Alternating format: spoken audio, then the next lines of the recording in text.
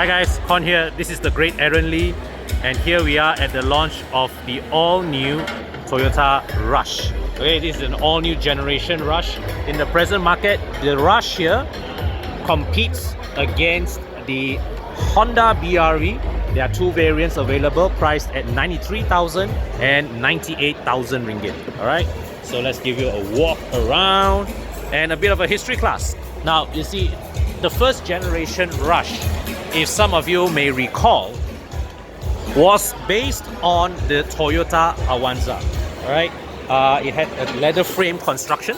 It had leather frame construction and a monocoque sitting on top of the leather frame. That's Ivan Choi. Ivan, KOL, Automachi, subscribe to Automachi, Okay, right. So the first generation Rush had leather frame and a monocoque sitting on top, and the engine, okay, is front mounted longitudinally, so it sends power astern to the rear wheels. Yep, that's right. Rush is rear wheel drive. This one is rear wheel drive. Also, the new generation follows the same construction. It is a vastly updated version of the previous gen platform, so it follows the same layout, right? Same mechanical layout, but with a lot more updated features, which I would get into later. So, yeah. Anyways, so the previous gen Rush also was rebadged to be the Pro Duo Nautica. Okay, the Nautica was fully imported from Japan, and at that time the previous gen Rush was fully imported from Indonesia. I remember all those years ago, right, sitting in the Rush and sitting in the Nautica, I found that the Nautica had better interior build quality than the Rush, right? So the present day model, this Rush, also has a very close connection with Pro Duo because it is being built by Pro Duo.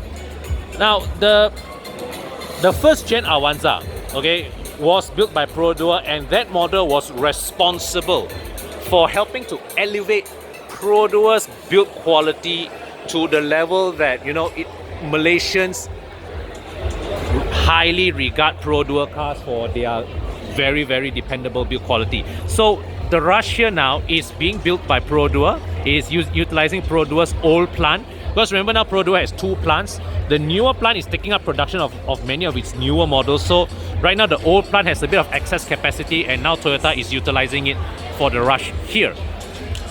And there are some common components with Pro Duo. Firstly, the engine, the 1.5 litre NR engine that Pro Duo now uses in the Myvi. Toyota also uses in the Vios, also in the Avanza. Now here is in the Rush, but in the 90-degree longitudinally mounted direction. And if you come up here, okay, you see these stereoscopic cameras. These are hardware for the Rush front collision warning and autonomous emergency braking system, which the hardware is the same as what you get in the Myvi's ASA system. So this is a cost-down version of Subaru's eyesight technology. So what you have is, you have two stereoscopic cameras, two cameras. Both of them record slightly different pictures, and they will compare the angle, all right, of the object between the two cameras, and from that is how the vehicle judges its distance. So I've been told that compared to Pro Duo's ASA system, the Rush's this module, right, is the exact same hardware, but the software is improved to enable the Rush, right, to be able to start warning you of imminent collisions from speeds as high as 100 kilometers per hour.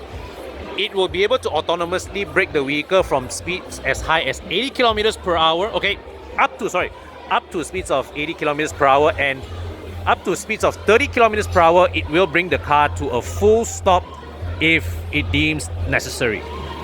Okay, so very impressively equipped. Okay, the car also has a blind spot warning, as you can see from the side mirrors. Okay, blind spot warning, and comes with 6 airbags. So where safety is concerned, the Rush is very, very well equipped. Let's pause this video a bit. Let's say hi, Bing. Hi, Bing. Hi, KOL, Ivan Choi. Hi.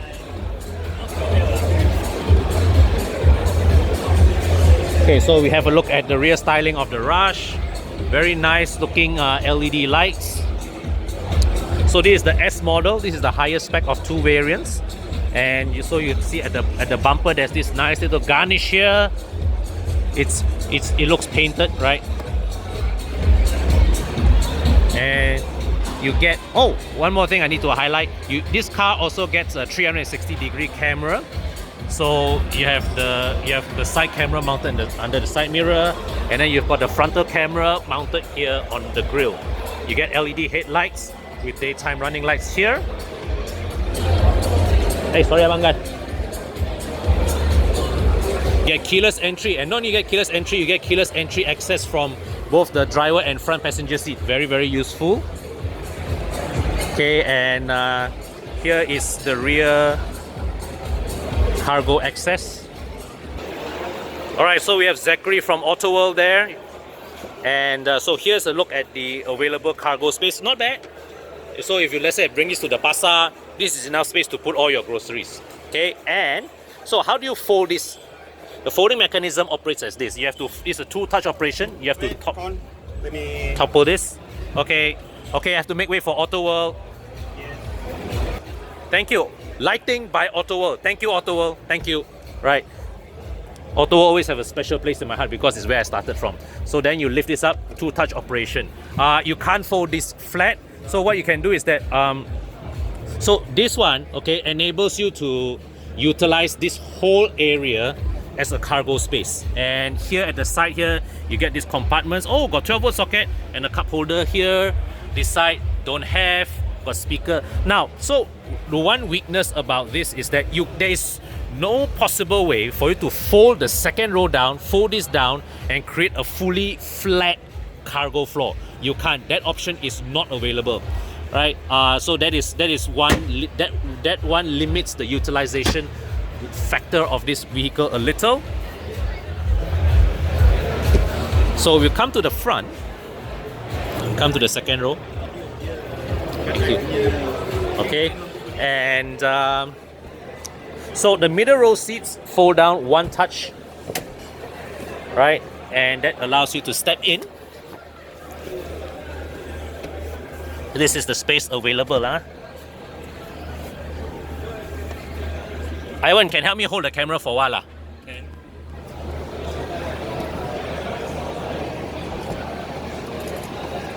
Thank you. Right, so that's the available space. Okay, so we take over from here. That is Chris Wee. Chris, how tall are you, Chris? 6'2". 6'2". Yeah, and oh. So Chris, so this is the 6'2" Chris Wee sitting in the middle row. That tells you all you need to know about the Rush middle room. I wouldn't want to sit back there though. No, you wouldn't. Yes. Okay, so just look at the door. Wow, not bad. We got a piece of chrome here. Well, this is, I think, plastic coated with chrome, but it's not a bad touch. Nice. Okay, this one is doesn't go through. You can put things here. Cup holder here. Door pocket with another molded cup holder here. Very nice. And just Pro Duo owners will find this very, very familiar. Okay, these hooks, this USB port, this hook, okay, was designed by Pro Duo. Okay, so they incorporated here in the Rush. Very nice touch. There's another shopping hook here. Very, very good utility factor. Okay, so let's look at the front section, the dashboard.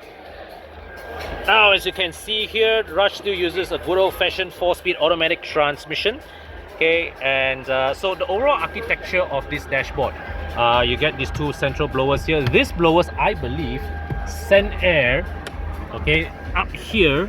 So this air, inside here, there's probably a blower unit that sucks air and blows to the back. Okay, so yeah, this is a more cost-effective way of channeling cold air from a single aircon unit to the rear section of the cabin. All right, and here you get this standard 2-DIN Toyota touchscreen system that you see the same unit in the Vios, the Camry, the Altis, the Hilux, all up.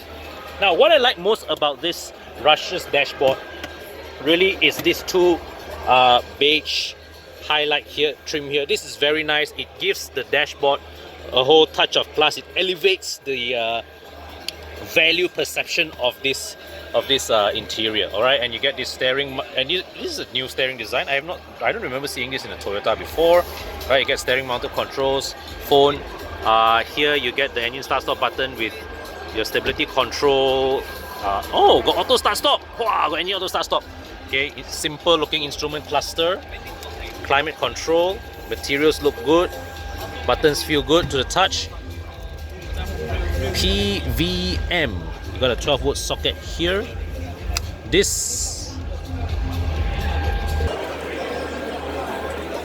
Alright, so this button here, this activates the 360-degree camera, and from the installation, it is quite obvious that the 360 cam is a local development added by UMW Toyota, not from the factory. Okay, so this is a local addition to the car, right? But I would say the integration is pretty good. Looking at how the cameras are installed, very nicely integrated. Yeah. So here we are, the Toyota Rush. All right. So after this, we'll be going for a quick drive of the car, and I'll follow up this with another video. So stay tuned for that.